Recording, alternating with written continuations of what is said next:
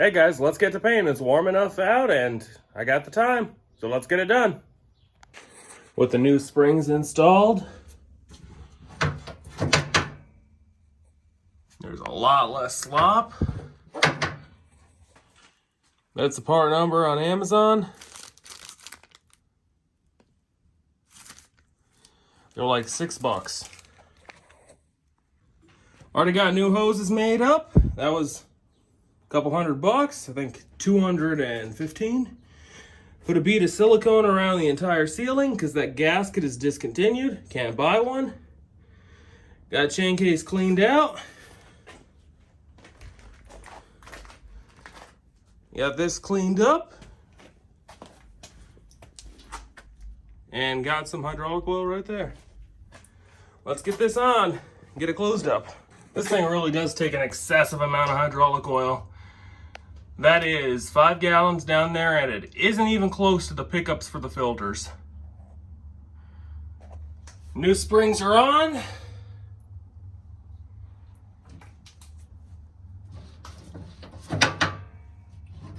Levers center real easy now. Okay, let's get this cover on and pick up the rest of that hydraulic oil once it actually shows up. I'm sick of waiting. It's been weeks. I got the new hoses a hair longer, so they won't rub up against the cover anymore.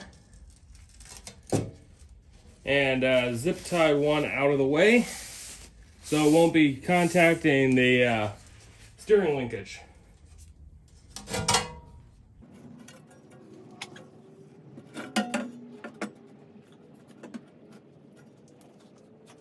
There we go.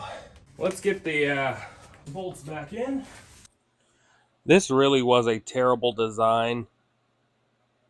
All these points for water to leak in. If you ever have one of these, I recommend you never leave the thing outside without a cover.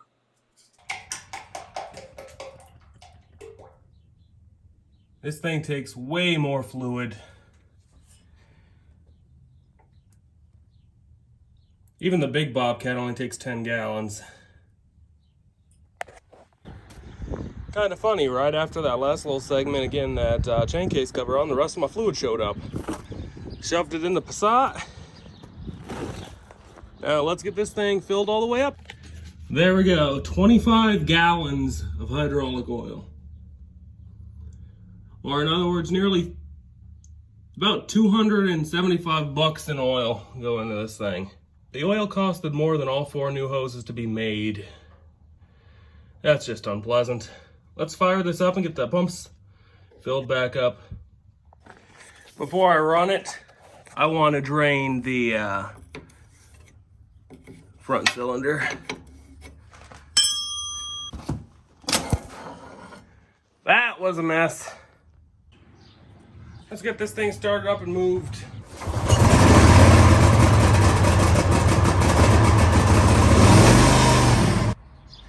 Okay guys, we got it outside, started it up, pulled it on out. I'm gonna clean up my mess right here and get to sanding it down. I'll probably pull it in the garage to do the actual painting, but I'll sand it out here. Let's get to work.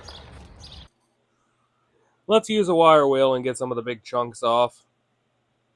Let's get these hydraulic cylinders out of the way too. They're brand new and I don't want to get any paint on them or damage them.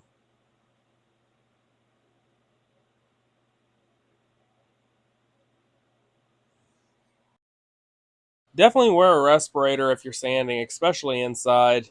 Don't be like me. I probably should have worn mine a lot more. Luckily I had a good breeze and kind of stayed upwind of my sanding dust.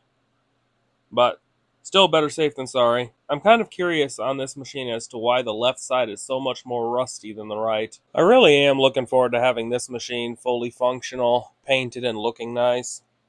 I can take it out on the smaller jobs. I'd like to build a ram system to pull it up on the back of my white Ram.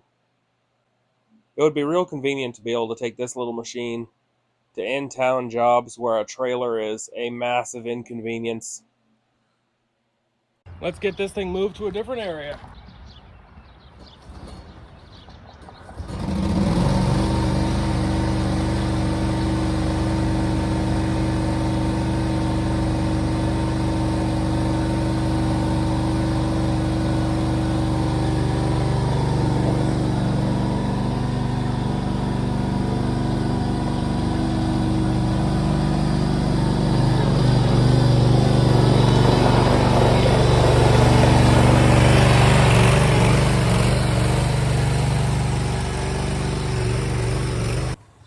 Let's get these tires off and get it up on some jack stands to fully paint the thing.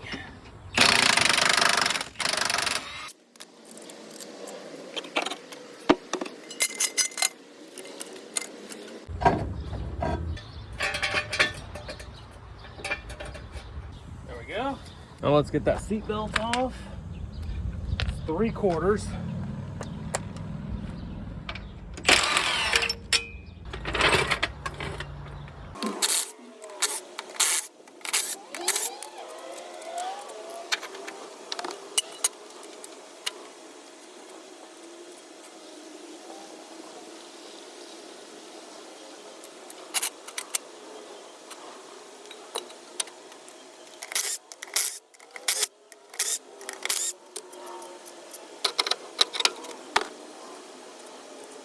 To properly paint this thing and finish sanding it, I gotta get the boom up a bit. I got a tire supporting the back of the machine.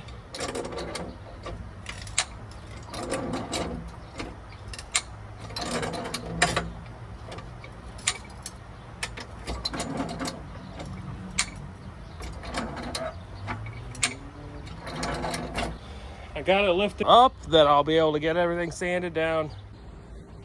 There we go. I got it sanded down after several hours. Everything taped off that's important.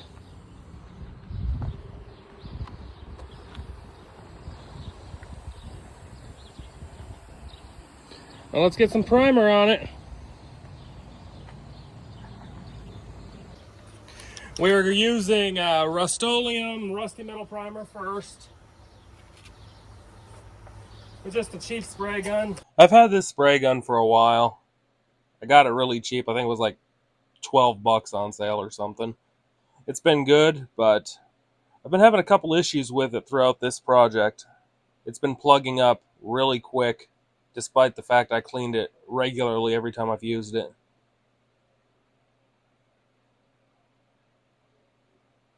Apologies for the losing light. Spent a couple hours extra sanding than I thought I was going to. Hey guys, sorry, but I'm not going to be able to get this fully painted tonight. Something went amiss inside this HVLP cheap spray gun from Harbor Freight. Nothing comes out anymore, aside from air. I've dunked it in some paint thinner and tried to clean it out, and all I can get is a very slow trickle. I heard a pop when I was using it, and now something's up with it. I'm just gonna pick up another one tomorrow since they're like 20 bucks. And then I will finish this. I did get the primer done for the most part. I did have to use a rattle can at the end, but it's coming along. Looking like a different machine now.